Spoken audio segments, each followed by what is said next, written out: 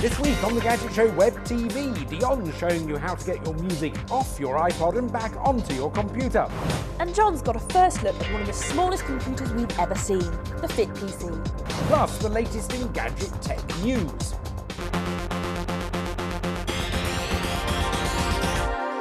Welcome to the Gadget Show Web TV. I'm John Bentley. And I'm Dionne South. Now, if you're one of the millions of people that own an iPod, then stay tuned, because later I'll be showing you how to get all of your music off of your iPod and back onto your PC, should it ever crash. But first, I've been trying out the FitPC.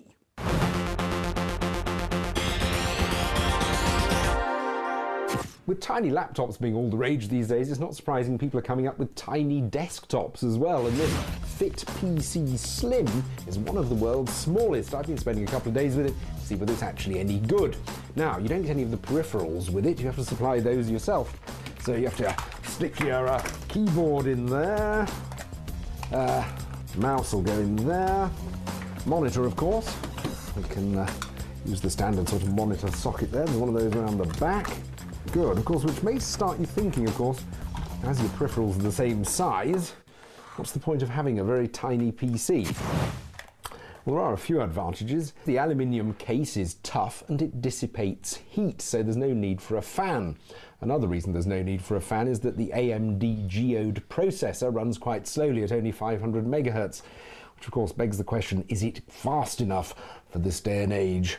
However, some of the other statistics look quite good. There's a 60 gigabyte hard drive, which is adequate, and 512 megabytes of RAM, which is also adequate for running Windows XP, although you can also get a version that runs Linux, which is slightly cheaper.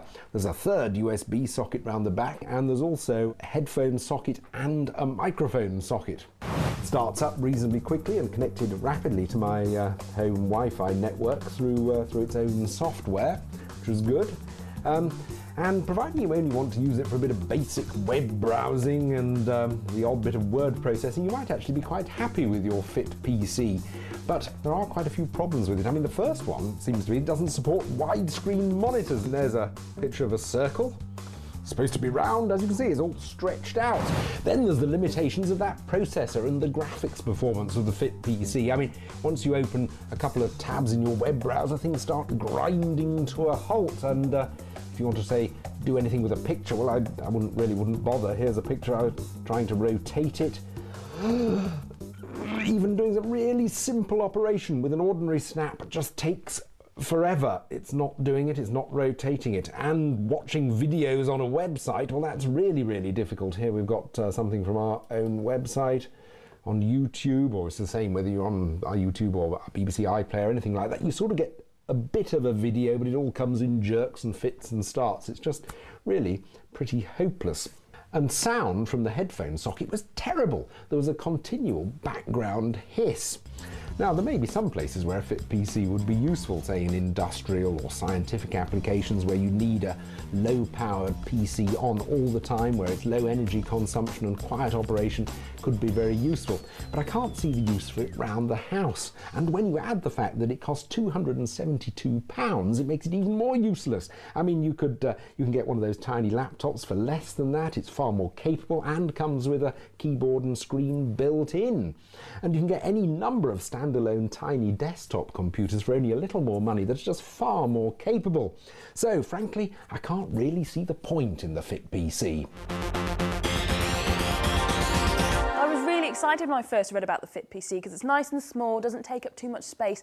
When you think about it, you need to buy your monitor, your peripherals like your keyboard and your mouse, so it's not really that much of a space saver. Which is kind of why manufacturers came up with laptops and netbooks and things like that. I mean, in many ways it reminds me of the Mac Mini, where you also need all those peripherals, but at least with the Mac Mini it's quite a powerful computer in its own right, whereas the FitPC is a pretty feeble one, actually. The only thing really going for is its low energy consumption. That's right. Right, now it's time for the news. And first up, Nokia have announced details of their new N97, the first N-series phone with a touchscreen. It's a 3.5-inch 640 by 360 pixel touchscreen, and it's one of those haptic resistive ones, so you'll actually get some feedback when you touch it. But they haven't decided to rely solely on a touchscreen, because it also slides open to reveal a QWERTY keyboard, which does make the phone a bit bulky, but at least you've got a wide choice of input options. Yeah, they've also included something called SOLO, which stands for social location, where it combines integrated AGPS sensors with an electronic compass, so your handset always knows where it is. And you can also locate your friends and do lots of things interactively using social networking sites such as MySpace. And there's a 5-megapixel camera, 32 gigabytes of onboard storage, plus you can extend that by up to 16 gigabytes in the card slot. And it's got Wi-Fi as well, but no TV tuner, but I don't think that matters much to us here. But Nokia have done their usual trick of announcing details of the phone ages before they're actually putting it on the market. They're talking about it being on sale sometime during the first half of 2009, so it could be 6 months away. Yes, and they reckon it's going to be about €550, which is about £470, so it's quite pricey. Just in time for Christmas, Amazon are launching their rival to the iTunes download music service, and they're calling it Amazon MP3. It will offer over 3 million DRM-free tracks that are compatible on any MP3 player, and to kick off the promotion, they've got top-selling albums for as little as £3 and singles at 59p. The Amazon downloader allows customers to transfer their newly purchased tracks quickly and easily to the likes of Windows Media Player or iTunes. And I'm pleased to see they're keeping the bit rates up. Looking at your favourite Kings of Leon here, the bit rate is 256 kilobits per second, and it's been the same on everything else we've looked at. So if they keep those bit rates up, they keep the DRM off, and they keep the prices down, it could be sufficient to dissuade quite a few people from file sharing. Yes, and Amazon MP3 has already made a dent in the dominance of iTunes in the US, and it's expected to shake things up in the UK as well. And finally, TomTom. They've decided to make some of the flagship features that are available on their latest sat-nav units available for route planning on their website in a new route planning service that's set to rival the likes of the AAs and Multimaps. Now, the actual flagship features are smart routing. That's where the routes vary at different times of the day according to historic traffic data actually recorded on those routes. There's live traffic information. That's where other TomTom units actually feed back information about real traffic jams as they're occurring. And finally, map share technology. That's where TomTom users spot mistakes in the mapping, for example, a wrong one-way street the wrong way, and correct it. So they claim for these 3 reasons, their routes are going to be better than their rivals. Yes, you can try Route Planner for free now, you just need to register online. But what I want to know is how foolproof is it? I mean, if we're all using the service to get new routes during busy times of the day, surely those new routes, which are supposed to be less trafficy, are now going to be more congested because we're all using it. And do they exist anyway? You know, at busy times of the day, is there that amazing back route that allows you to avoid the traffic? Or is it actually an urban myth? Time now for one of Dionne's how-tos, her easy-to-follow guides that help you get the most from your tech. Yes, and this week it's all about getting your precious music off of your iPod and back onto your computer. Imagine for a minute how you'd feel if your computer crashed and you lost everything, including your digital music collection. All that time spent importing CDs and browsing and buying tunes from the Apple Store was all for nothing. Fear not, because if the worst did happen and you lost everything, there is a way to get your music collection off your iPod and back onto your computer. Allow me to demonstrate. Here's the Gadget Show's guide to transferring your iPod music back onto your PC. I've spent the last few years slowly building up the music collection on my computer, and my iPod now holds thousands of tracks. But if my computer broke or was stolen, I'd lose the lot. And that's because, unlike other MP3 players, Apple doesn't allow you to transfer songs from your iPod back onto your computer.